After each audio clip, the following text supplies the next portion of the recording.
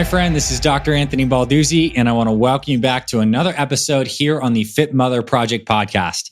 In just a moment, you're going to hear an amazing conversation where we have brought in an expert guest, Dr. Susan Peirce Thompson, who is a Ph.D. who works in the cognitive sciences, and she runs a company called Bright Line Eating that specifically helps people who feel like they have food addiction issues develop a sustainable weight loss plan. And I think this conversation is amazing because we truly have an expert who's zoning in on the psychology of food addiction that affects so many people. As she mentions in this episode, there's 2.1 billion people on the planet struggling to lose weight. And a certain percentage of those people have highly susceptible and addictive brains that have latched onto food and is causing tremendous problems. So Dr. Susan provides really cool perspective. I ask her some very good questions, and I think you're going to find a lot of great insights that she's gained from helping so many people lose weight. And before we hop into this episode, I'd love to read her bio because Dr. Susan's very impressive. So here it goes. Dr. Susan Peirce Thompson is an adjunct associate professor of brain and cognitive sciences at the University of Rochester and an expert in the psychology of eating. She's the president of the Institute of Sustainable Weight Loss and the founder of the worldwide Bright Line Eating movement. Her first two books, including Bright Line Eating, became New York Times bestsellers and instant Hay House favorites. And Bright Line Eating is on a mission to help 1 million people around the globe discover lasting food freedom and have their bright transformations by 2025.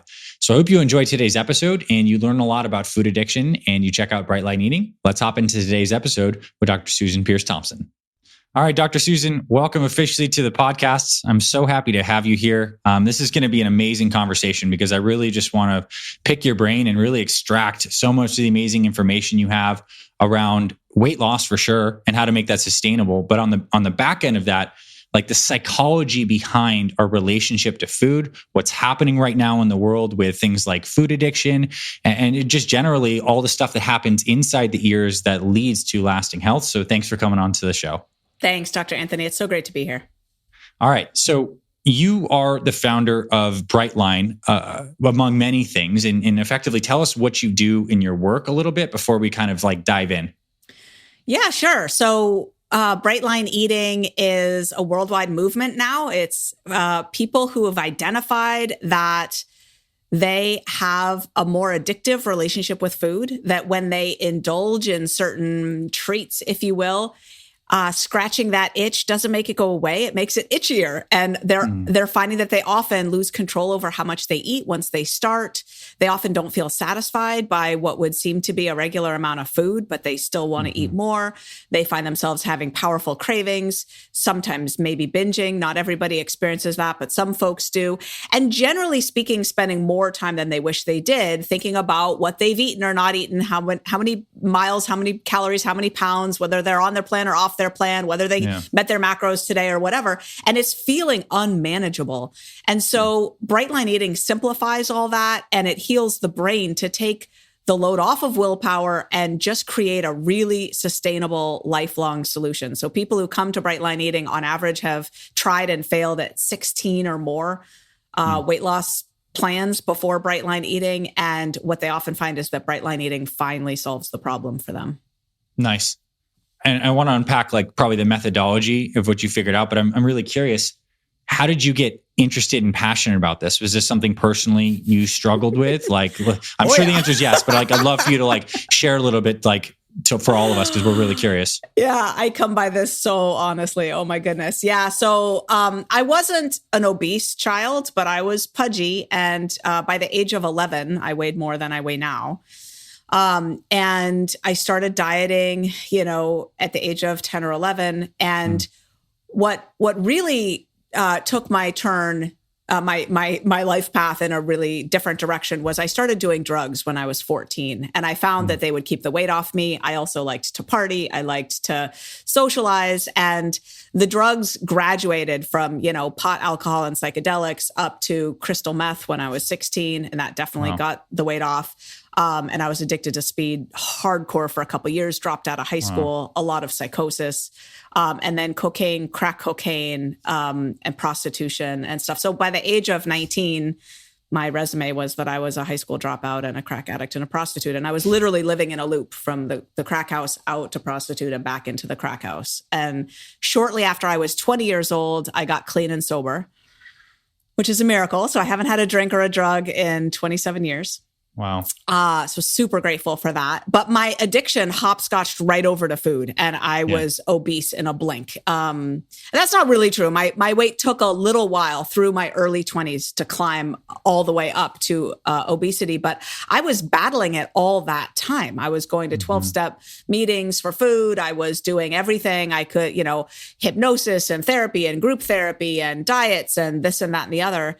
And and by the age of 26, I was clinically obese. And at the age of 28, I found a way of eating that is sort of the precursor to bright line eating. And it did help me lose all my excess weight. And at that point, I just need to sort of take a side road, which is that after I got clean and sober from drugs and alcohol, I did go back to school. Thank God for the community college system, because it gave me an on-ramp back into society. And I did well there. And I transferred to UC Berkeley and got straight A's and spoke at the graduation and ended up getting my Ph.D. in brain and cognitive sciences. And I really wanted to study, Dr. Anthony, how can a brain like mine go so far off the rails? What is going on with that? So I got really into cognition and psychology, and I ended up being a psychology professor, tenured. I taught psychology and brain and cognitive sciences at colleges and universities all over the world for 16 years. And when I started Bright Line Eating, really the intention initially was to write a book. I just wanted to write a book that would get the information out into the world. Because at that point, I'd been teaching a college course on the psychology of eating for many, many years and the neuroscience of food addiction. And and then the Bright Line Eating movement just sort of mushroomed from there. Yeah, for sure. I mean, it obviously struck a chord with people who felt like the traditional diet advice, which is very prescriptive of like what to do, wasn't addressing the core of the underlying relationship to food. So can we get into that a little bit? I think maybe like the neuroscience of food addiction, the psychology of food addiction. I think this is a conversation that we've danced around here on the podcast, but I think we can get to the heart of the matter. What's going on for people like in their psychology and in their neurochemical balance in their brains if they're feeling like they're at the state where they're out of control with their eating, just everything you basically described. They can't manage their weight. What's going on? Yeah, great. 3 things. Yeah, the brain is broken, if you will. It's hijacked, really is the right way to think of it. The brain's been hijacked by the foods that are in our current food environment and the patterns of eating also. And what that's doing is, first of all, it's causing dopamine downregulation in the nucleus accumbens. So this is addiction at its core. This is classic addiction. And I don't care if it's crystal meth or cocaine or a donut. It's going to downregulate dopamine in the nucleus accumbens, which leaves you with a not enough dopamine at baseline when you're just kind of sitting around on a lazy Tuesday afternoon. And it creates a feeling of itchiness, dis-ease, like you got to go, and it's uncomfortable. You got to go get something to deal with that, right? So what happens is they're in a state every couple hours where they've got to top up, and whether it's a muffin and a latte or it's a bag of chips from the vending machine or it's, or it's a, some sort of fill in the blank bar from their latest diet, right? That's got sweeteners and all kinds of stuff in it, right? They've got to get something in their mouth to get a little bit more dopamine. So that's one thing. Another thing that's going on is leptin resistance. So leptin's this hormone that says that you're done eating, you're full, you've got enough food on board. And it I watch people with amusement and fascination at restaurants where they've eaten, half of their plate and then they just push it away slightly and they're like, I'm good. And I can see there's some sort of signaling system that's working in their brain that doesn't work in mine. And that's leptin resistance. When your brain can't see that hormone anymore, it never gets the signal that it's time to stop eating. So that's caused by increased baseline insulin levels. It's caused by increased triglycerides. It's caused by increased inflammation everywhere, but especially in the brain, in the hippocampus of the brain. Hypothalamus of the brain. The little nuclei of the hypothalamus, all these little nuclei sort of govern our eating behavior in really interesting ways. So the solution to that, of course, is to bring down all of those things, triglycerides, inflammation, and baseline insulin levels. And when you stop eating processed foods, that happens very quickly in 2 or 3 weeks.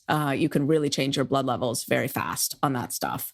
The sicker your cells are, the longer it will take. But, the other thing that's happening with us that Dr. Anthony, there's no quick blood fix or brain fix for exactly, is what I call the willpower gap, which is, unfortunately, willpower, which we sort of think of as a force of character or, oomph that like when we really want something, we're going to make it happen. Unfortunately, the part of the brain that carries that out for us isn't a great soldier. It's just not. It's called the anterior cingulate cortex, and it sits right behind the forehead, right behind the prefrontal cortex.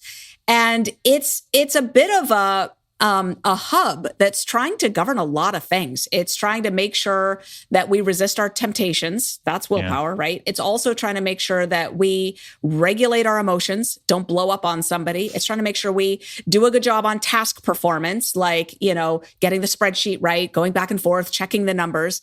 It's also helping us make decisions. So we're going through our email inbox, reply all, reply now, reply later, file it in a folder, leave it alone. Just 15 minutes in email can blow this part of the brain out. So this part of the brain, research shows, is unusually gimpy. It just gets exhausted after about 15 minutes of use, which leaves us vulnerable on a Friday night after the kids are clawing at our ankles and we've just sat through traffic to get home, and we turn to our partner and we say, let's order a pizza, and it's not that we are unclear that that's not on our plan, right? It's that the part of the brain that would help us execute over the long term isn't showing up for us. Now, there is a solution to that, and I build it into Bright Line Eating, but this is an idea, just sort of a smorgasbord of the issues that are going on. And psychologically, because you asked what's going on in the brain, you also said psychologically, what does this sound like? The kicker, kind of the knife in the stomach for someone who suffers from this, is what this sounds like in our brain psychologically is it sounds to us like we've decided to order a pizza. It sounds like we've changed our mind. And we haven't. What's happened is our brain has decided for us, and it's demanding what it needs. And so an experiment that I often have people do is I say, imagine that go to a skyscraper and imagine that there's a duffel bag with $40 million in cash sitting at the top of this flight of stairs. And if you can hold your breath and run up to the top of the stairs in the skyscraper, you can have that duffel bag. Start running, buddy. And the reality is, they'll breathe before they get to the top of that flight of stairs, not because they don't want $40 million in cash bad enough, not because there's anything wrong with their education, their knowledge, their motivation, their will, but because when the brain demands oxygen, it'll make them breathe. And the way it'll sound in their brain when they decide to breathe is it'll decide like they gave up. It'll sound like they changed their mind. And this is where, unfortunately, over years of trying to eat differently and then failing, a lot of psychological issues come into play, because what happens is you feel like you've watched yourself let yourself down, and you go looking for an explanation that would make that make sense. Right. Which means you start to conclude things like, I don't value myself enough. I don't love myself enough. I don't have strong enough character. I must not care about this problem enough. You start making up stories like that to sort of take account of the facts that are right before you, but you're failing to understand the physiology that's driving what's happening in the first place. Yeah. Amazing answer. I mean, so it's like short. All of that. No, really amazing answer. I mean, there's the neurochemical stuff, like the leptin resistance, whatever. It's the high sugar processed foods that are constantly taxing our dopamine. The busyness of our lives, which are making the anterior cingulate cortex like tapped out, right? On top, all wrapped in the guilt and the shame and the thinking patterns that develop from many years of the brain rationalizing all that's happened. Complex. Right. But it totally makes sense when you think about it. How do you begin to help people unwind this? Like, what are some of the initial steps that you go through in Bright Line Eating to help people like peel back the layers of this? I imagine there's a methodology to this. Oh, yeah, there is. And, what's interesting is I use the running upstairs example. And so the thing about food and eating is it's operating with the brain, with the hypothalamus over a longer time course. In other words, the brain sort of has evolved to allow, a few weeks or a couple months of wiggle room with our eating before alarm bells go off and it starts to demand what it now thinks it needs, right? And this is because, back in the day, food supply would ebb and flow, and it was a little uncertain. And not having enough food for a week or 2 or 3 wasn't necessarily the end of the world. Not having enough food for 3 months, that could start to signal the end of the world, right? If you weren't prepared for it. So while running upstairs, the brain is going to freak out and demand the oxygen it needs on the time course of just seconds and minutes. When it comes to eating behavior, we've actually got weeks and maybe a couple of months to play with. And so I say all that just to say, in Bright Line Eating, we are very careful to set up a plan and a program and guide people through the first couple of months to automate behaviors so that when their willpower starts to crap out, after a little bit and the initial rah excitement isn't there anymore, they now have a whole new pattern of living that supports them. So the willpower gap issue is really solved by automaticity. It's solved by getting the basal ganglia to execute your eating behaviors. And the basal ganglia is what, helps so many of us brush our teeth flawlessly. I mean, I've got a busy life, 3 kids, 33 employees, a busy life. And I still brush my teeth every morning and every night.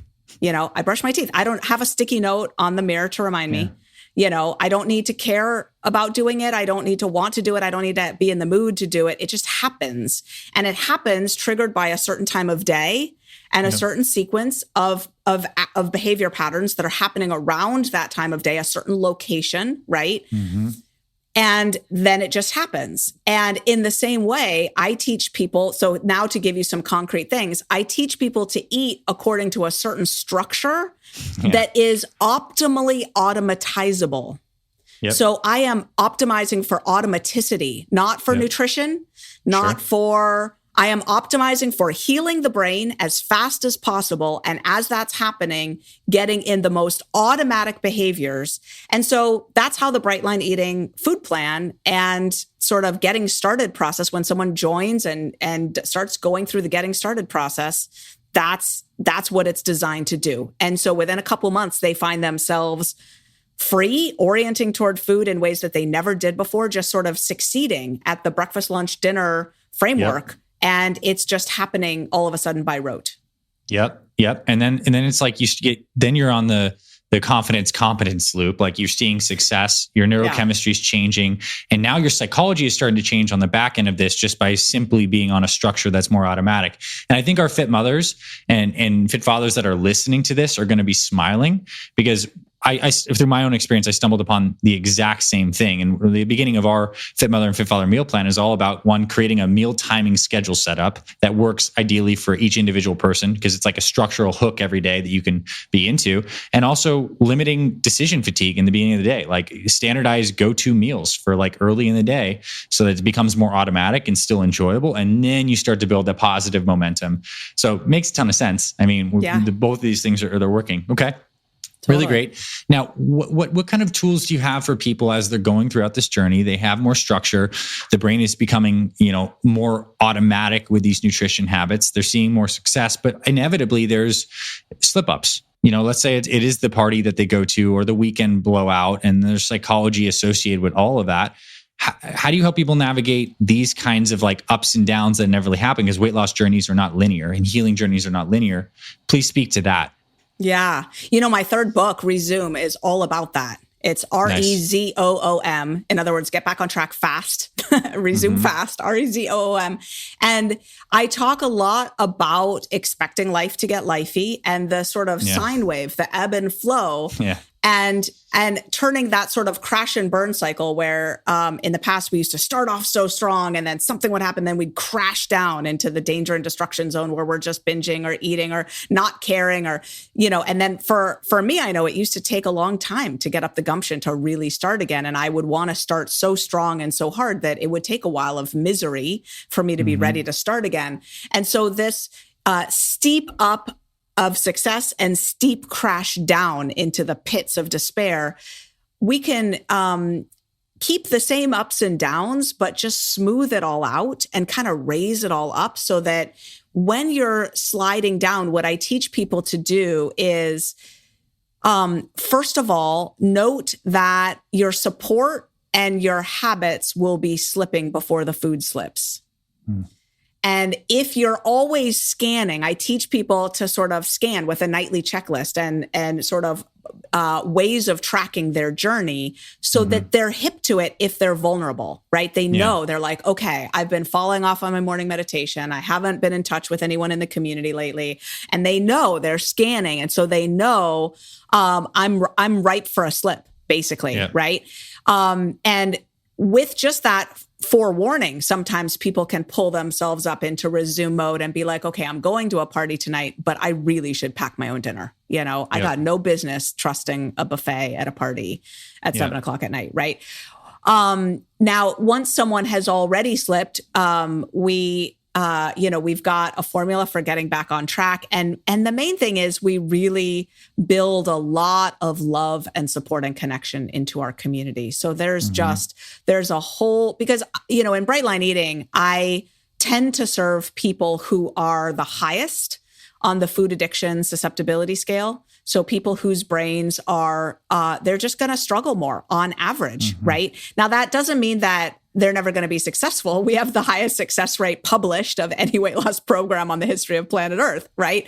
And that's with dealing with the population that struggles the most, but we have to build in extra love and support into every slip, So for example, here's just a little example of that. We have something in Bright Line Eating called the Gideon Games. If people want to participate, not everyone does, but it's a 90-day cycle, and you join a team of 10, and you're just tracking aggregate bright days. Did you stick to your food plan today or not? And you get a 1 if you did, and you put a heart on the spreadsheet if you didn't. You don't put a 0. Right. And it's just little things like that. Right. We all need extra love when we slip. And so we normalize bringing it into the community and sharing when we've had a slip and just getting love and support to get back on track. Because I think the isolation and the shame that come after a slip, often, the shame spiral just tears us down, I would love you to ask you this directly based on, you obviously provide people with nutrition guidance and probably some movement guidance and obviously all the psychological guidance that's around here. What percentage of the success of your methodology would you attribute to the fact that people are in a like-minded supportive community? If you had to put a number to it, 25%, 10%, 50%? I'm just curious. Maybe a weird question, but I would love you to throw something out.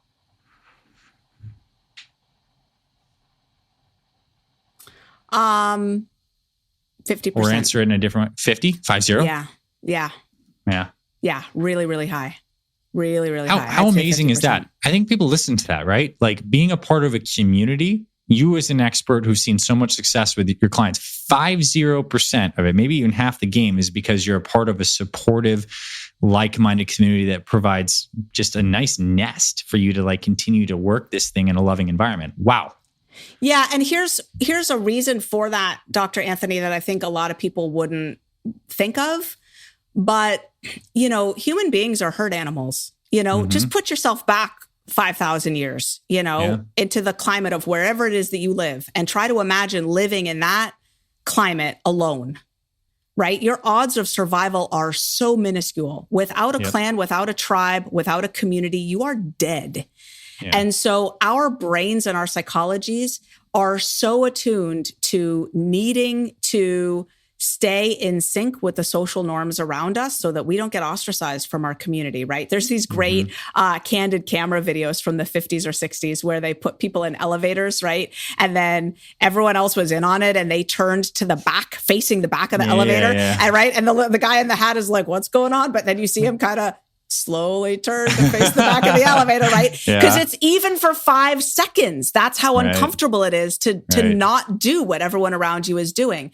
And so when we start to eat really differently than the rest of this, crazy food addicted, weird food environment world that we live in eats, eating and drinking, right? All the time until 11 o'clock at night. The average person is putting their last piece of food in their mouth at 11 o'clock at night before they collapse in bed, right?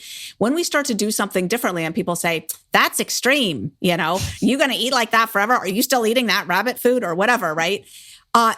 What happens is something deep inside starts to feel like we're threatened because we don't belong anymore. And so the connections within Bright Line Eating become a strong enough headwind or tailwind, actually, a wind in our back to push us through that headwind, right? It's like, because if we don't have that community, our resolve erodes with the comments from other people and the family members who do it differently. And like my spouse doesn't do this, a lot of my, none of my best friends from, back in the day do this. And so my people in Bright Line Eating do. And if I were to leave, I would be jeopardizing a significant portion of my social support because it comes from Bright Line Eating, Yeah, great answer. And in my experience, I think it's most important to have that support in the initial phases of your takeoff. Like as you're starting to build this momentum and like, let's just say it is a weight loss journey,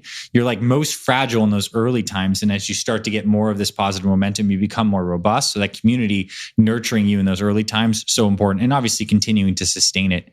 I'd love to pivot a little bit and talk about how the psychology changes through different stages of one's weight loss journey. Let's say someone has 100 pounds to lose, and then they do lose that 100 pounds. Maybe they do it in a year.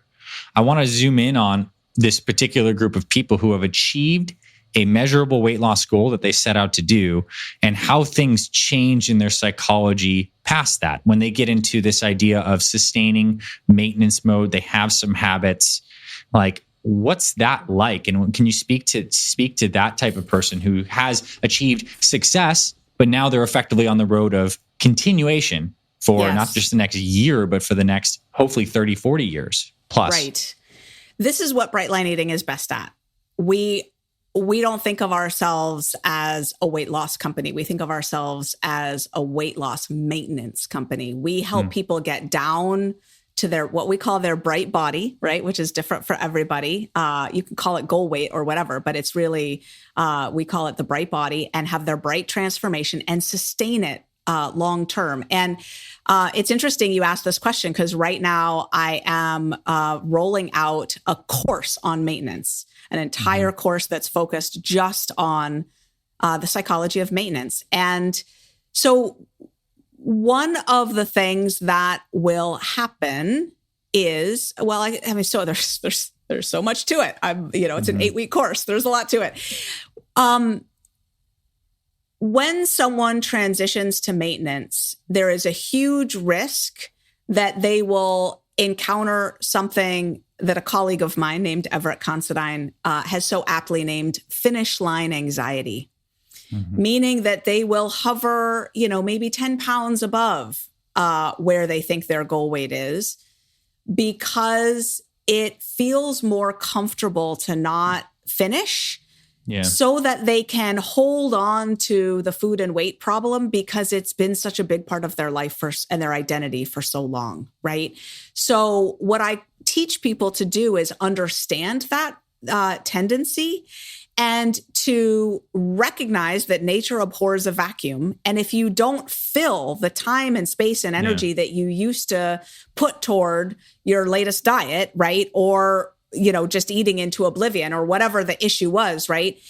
Sometimes people are used to spending up to 80 or 90% of their vital life force, their time, their energy, thinking about their food and their weight, right? Other than just the basic jobs of daily living, that's really their focus. And so it can be very scary to solve the problem once and for all. And so we talk about finding purpose, and we talk about, I mean, I'm famous for saying that I do believe with 2.1 billion people overweight or obese on this planet right now, that the person who's destined to solve cold fusion is starting their 4th diet this year. And they're not even thinking about the equations to solve cold fusion, right? It's horrific, the amount of time and energy we are wasting on our food and our weight. So that's one thing, is that someone who's going to succeed has got to be mindful of putting enough meaningful, flourishing based stuff into the space and the time that they used to spend thinking about their food and their weight. That's a very big one. Yeah. Nature abhors a vacuum. I think that was really the quote that really understands that. It must be filled with new purpose for sure. I want to pivot a little bit, because I think what you said was amazing, that there is someone out there who will solve one of our greatest problems right now, who may be struggling with this foundational problem of maintaining health and weight. It seems right now that we have a world that's creating all the conditions for that to be a problem, or there wouldn't be 2.1 billion people in this particular environment. You're raising 3 kids, as you mentioned. Let's talk about what it's like to raise kids with a healthy relationship to food in today's day and age. I mean, imagine it's fairly, very complex. I have a very little one, right? My kids, my one's taking breast milk in right now. So we have pretty good control over what's happening on that front. You're crushing it so far. You're doing great. Crushing it. We're 100% like best diet yet. But speak to you as a mom raising kids, knowing what you know, also knowing the pressures out in the world. What's it like to help kids develop a right line eating kind of mentality? I guess maybe that's not the right word. You know what I'm trying to say. Let's talk about kids and raising kids in this environment in nutrition. I'm not going to sugarcoat this, Dr. Anthony. It's a nightmare. It's really, really hard. And, unless I lived in an ashram in Oregon where we were all just eating brown rice and kale and tofu, which I don't, I live in a suburb of a, reasonably sized city in the United States, and my kids go to birthday parties, and they're I have, my twins are 14 and the youngest is 10. And, they have vending machines in their school, and their school in the lunch program sells, cookies, ice cream, chips of every variety, as lunch. Right. And, it's really, really hard. So what I've done that has worked, in as much as it has worked, and, I think the jury's out, right? I wouldn't put my kids out as the healthiest eaters in the world. I do not foist bright line eating on them. Bright line eating, which is a no sugar, no flour, plan for people who really think they have an addictive relationship with food. My kids, that's not appropriate for them. And kids often live on crackers and air. I'm not about to take crackers or pasta away from my kids. My kids eat dessert sometimes. We don't serve dessert after dinner in our house, but if we go out and my kids want some dessert or whatever, fine. Unless it's a school night or whatever. But all I'm saying is my kids eat far more mainstream than I do. And what I've done that's worked is I've followed something called the division of responsibility, which is attributed to Ellen Satter. And what she says is, look, as a parent, it's your job to maintain meal structure. So you serve meals at mealtime, and kids need a snack in between sometimes. And you serve foods that you feel good about serving, and you eat them with them. And once the food is on the table, you leave to the kid whether and how much to eat of what's provided. So if you've served a whole dinner and there's chicken and there's broccoli and there's rice and there's butter and there's salad and salad dressing and butter for the bread, and your kid just wants to eat white rice drowned in butter and 4 bowls of it, you don't say peep. The next day, like my kids, because I have refrained from praising or scolding any of their choices around the foods that I provide. They eat what they want to eat from what I've provided. All 3 of my kids like broccoli. All 3 of my kids like Brussels sprouts. They each have their fruits that they prefer. And sometimes, I'm eating a huge salad and they're eating ramen. Now that they're old enough, they'll just be like, nah, I just feel like making ramen. And my heart sinks, but it's like, their brains aren't dumb. Their brains know, oh yeah, this food provides far more food reward than that food. Now, my kids know a lot more about the reality of nutrition and the reality. I had a great session with them in the grocery store where I just taught them about grams of added sugars in cereal and cookies. I was like, you want to eat this cereal? Let's go to the cookie aisle and let's see how many grams of sugar are in a Pepperidge Farm cookie serving with 160 calories. Oh, look, 14 grams of sugar. Let's go look at this box of cereal you want, right? How many calories? What's the ratio of calories to grams of added sugar, right? And they're like, whoa, this is like eating cookies. I'm like, yep. So, I'm able to teach them a little something, but I got to say, until we solve our food environment, we are not going to be raising a generation of kids that's fundamentally any better off. You know what I mean? This is not a knowledge issue. This is a food environment issue. You're right. It is. And it is not the food environment also just driven by corporate profit of what we know people will buy and eat. It's kind of like a very complex thing. I mean, we know the foods that are going to be bought that are in the high profit margin are those in packaged processed foods in the middle of the shelves, based on a lot of things that are easy to grow and are high reward. So it doesn't seem like it's going away. There's a couple things, right? So there's the farm bill, right? The subsidization of, it's not that those foods are easy to grow, it's that they're subsidized. Those foods actually run at a loss. That GMO corn, that GMO wheat, that GMO soy, that doesn't go into tofu. It goes into partially hydrogenated soybean oil, which is the fat that goes into all these snack foods, right? Those commodity crops get grown at a loss. And it's the US government's dollars that make those huge mega farms successful. So the minute we pull away those subsidies, the minute our food supply changes. So that's the first thing. That's hopeful. That's hopeful. That seems like that. Okay. That's hopeful, right? Okay. Yeah. Second thing is, in England at the beginning of 2023, so the beginning of next year, they are implementing a law that will take effect where food companies cannot advertise any hours that kids might be awake and watching, which they're deeming to be, I believe, 5:30 in the morning till 9 p.m., including on the internet. No sugar cereal commercials. McDonald's can advertise, but only if they show people eating salads or something, not if they show people eating anything that's too high in sugar, fat, salts, any junk food, processed food. So, and research shows that where taxes are put in on sodas, people drink less soda. It really does work, right? So there are some things we can be doing. And then the other thing is, I know the individual person tends to feel so powerless in this equation, but they're just making the foods that we're buying, right? The reality is we're buying a lot more organic food, and we're as a society, and we're buying a lot more vegan choices or whole food plant-based choices. And those foods are the fastest growing sector of the food economy right now. And it's because people are buying them. So don't ever forget that your dollar really matters. You spend a lot of money on food every month, and they know it. And if you start changing what you eat, it will change the food supply. And it's already happening, right? It's already happening. The food supply has changed tremendously for the positive in the last 20 years. Yeah. It's a vote. Every time you're buying something, it's a vote effectively for what we want to see in the future based on demand, right? That's amazing. And but real quick, go ahead. But although the food supply in some ways is changing, what is also happening is our kids, including our teenagers, are eating worse. So 2/3 of the calories they are putting in their mouth right now come from ultra processed foods. They're not even foods. They just come from industrialized ingredients poured into bags in factories. So that's 2/3 of the food that they're eating now. So they are not showing any of the benefits of all the organic and, plant-based foods that we're buying. Yeah. I'd be curious.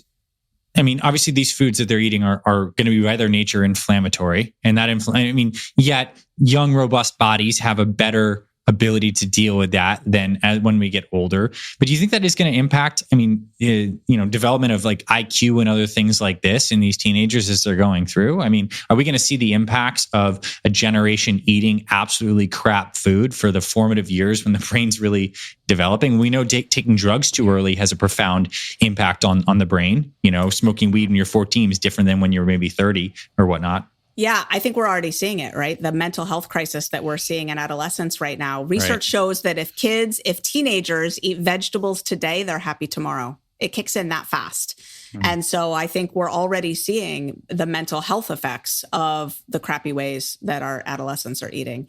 And then, of course, diabetes by the age of 30 or 40, leg amputations and blindness setting in, to 1/3 to half of the population is what we're facing by the age of 35. It's going to be bad. You just wait. It's going to be really bad. For sure. These chickens are going to come home to roost. Right. Totally. They must, right? Every cause has the effect that we're going to reap that for sure. And, a couple things. One, childhood obesity in particular seems really bad, especially when you're obese at a very, very young age and your body has actually produced more fat cells when we're actually doing fat cell hyperplasia as opposed to just like hypertrophy. And so really young kids who are obese probably have a greater propensity to be obese later in life. And that really stinks, right? It hurts me that that's going to be the case, that there's that ripple of that effect. What I actually want to ask though is the effect of like sleep and circadian rhythm on this whole picture. Because that's, I think, another big thing, both for people who struggle with food addiction as adults, but also for young kids, maybe in their teens who are spending a ton of time late at night on phones. Can you talk a little about like circadian biology and how that plays into this entire symphony that you've kind of laid out on what's going on? Yeah, it has a huge effect, of course. So when we don't get enough sleep, our brains start to demand more food and more calorie dense food, like more crappy food, right? And so we think we're hungry, but it's just that we didn't get enough sleep. And as you said, light into the brain late at night is one of the worst things. And it flattens out the circadian rhythm, which means you're not tired at night, but you're tired during the day, right? You should have nice big peaks and valleys in your circadian rhythm where melatonin goes way up at night and then it's almost non-existent during the day. That allows you to be tired at night, but awake during the day. So it has a huge effect. And, we take away on school nights, we take away all phones at 9 p.m. and we lock them up and kids have no access to their phones. And maybe that's not late enough, or early enough rather, but, it helps tremendously. And yeah, it's really important. Nice. All right. Well, to wrap this up, I'd love to turn the stage over to you one more time to maybe share a couple more words of encouragement or philosophy or anything that's like you've maybe wanted me to ask you that we didn't get a chance to touch on.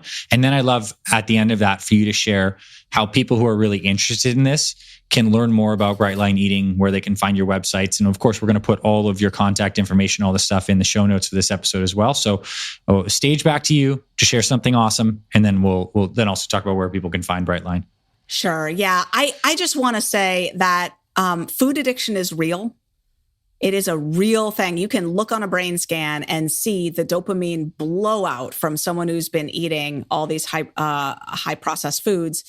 And the thing is that not every brain is equally susceptible. Some people, a third of people just aren't susceptible to addiction at all, believe it or not. Those folks who say, oh, everyone's addicted to something. Not true. 1/3 of people are not addicted to anything and never will be.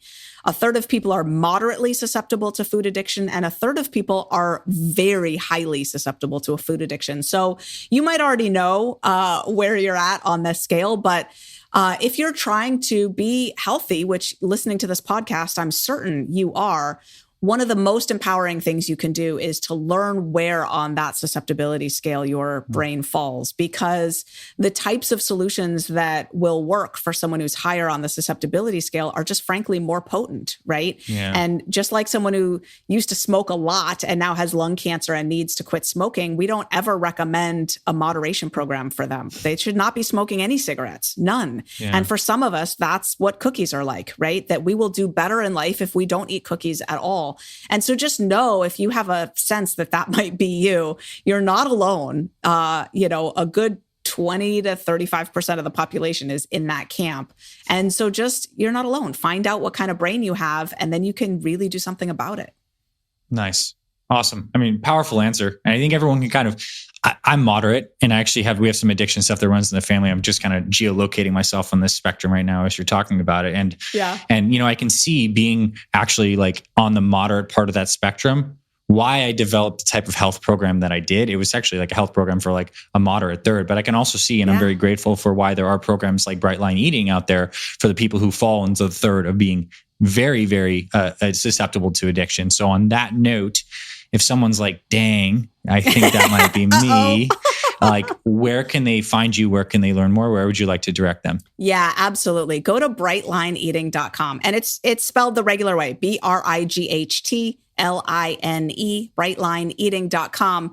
And if you want to take a quiz that's just 5 questions, it's super short to know exactly what kind of brain you have, go to foodaddictionquiz.com. Foodaddictionquiz.com. It's a scale from 1 to 10. I'm a 10, God bless me. And, I'm what we call a 10 plus.